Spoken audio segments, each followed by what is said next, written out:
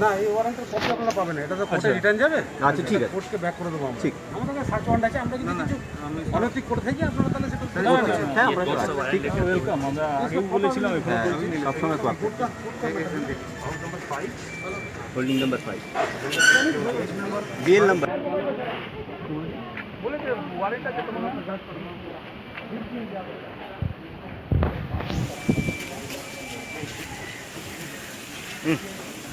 এ ভাই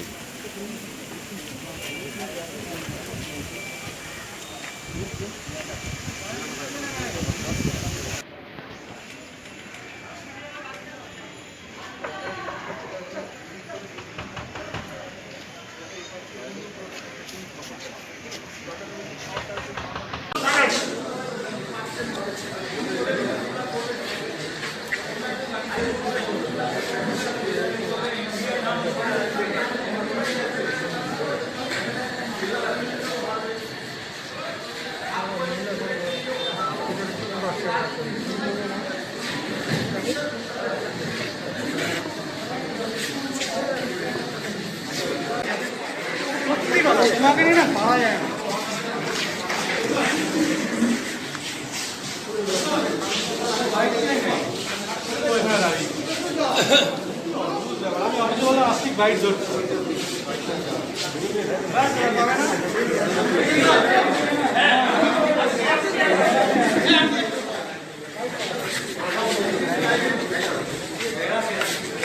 মুখ্যমন্ত্রী আছেন, পুলিশ উনার আঙুল হেলানিতে চলছে। কালকে উনি মুখ্যমন্ত্রী থাকবেন না, পুলিশ উনার কথা শুনবে না। তো ব্যক্তি লড়াই, একটা রাজনীতি ব্যক্তির সঙ্গে রাজনৈতিক লড়াই করে উনি হেরে গেছেন।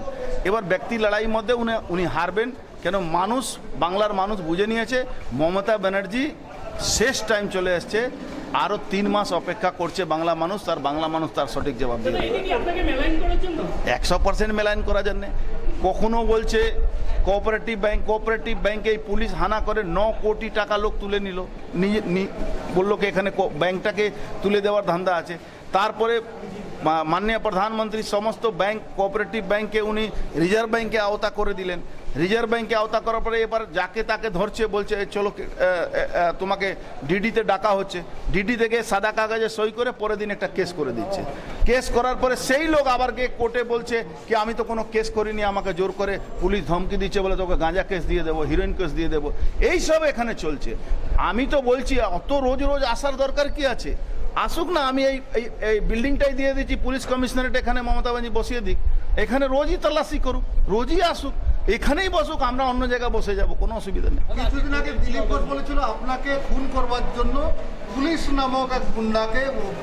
দেখুন, এখানে যে জয়েন্ট কমিশনার আছে, যে লোকটা, হ্যাঁ, সে পুরো ছক করেছে মমতা ব্যানার্জি, তাকে তার জন্যে ওয়েস্ট বেঙ্গল গভর্নমেন্টে মেডেলও দিয়েছে। সে উত্তরপ্রদেশে কানেকশন আছে, সেখান থেকে আমরা আগেও বলেছিলাম कि मुख्तार आंसारी कनेक्शन के নিয়ে এসে এখানে আমার উপরে হামলা করাবার চক্রান্ত চলছে। একদিন করানোর চেষ্টা হয়েছিল, সিভিল ড্রেসে পুলিশও এসেছিল, ওরাও এসেছিল, আমরা ওদেরকে চিনতে পারি, তখন ওরা পালিয়ে যায়। এই হয়েছে ঘটনা। বাংলা এইভাবে চলছে। দিলীপ দা যে কথাটা বলেছিলেন একদম 100%। পুলিশের সঙ্গে কথা হলো, কি কথা হলো? কোনো কথা নেই, ওরা তল্লাশি নিচে, আমরা বসে সহযোগী। দেখুন, কোর্ট, আমি বারবার বলেছিলাম, কোর্ট যদি অর্ডার দেয় আমি সহযোগিতা করব। উইদাউট কোর্ট অর্ডারে এটা একটা কোনো বাড়িতে আপনি ঢুকতে পারবেন না। আজকেও এর একটা ভুল করেছে।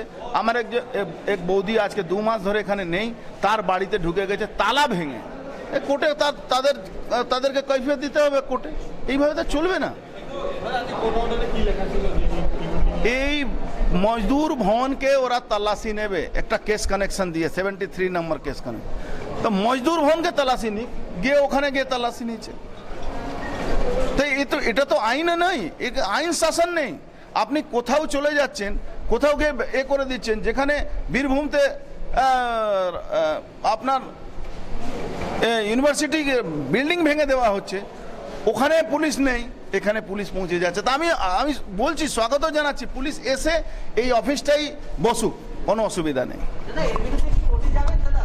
না, আমার বৌদির বাড়িতে ইললিগাল ভাবে যেভাবে তালা ভেঙে ঢোকা হয়েছে, তার জন্য আমি কোর্টে যাব। এর জন্য আমি তো কোর্ট অর্ডার পেয়েছি कि मजदूर भवन के तल्लाशी नेब। আমি তো কোঅপারেট করছি। আমি সকাল থেকে বসে আছি, আমরা খবর পেয়ে গেছিলাম যে আজকে আসবে, কালকে কোর্ট অর্ডার পেয়েছে, আমরা ওয়েট করছিলাম ওরা আসুক, চেক করুক, আমার কোনো অসুবিধা নেই। কিন্তু আমরা যে পথে চলছি রাজনীতিক লড়াই, মমতা ব্যানার্জি না লড়াই ব্যক্তি লড়াইতে চলছে।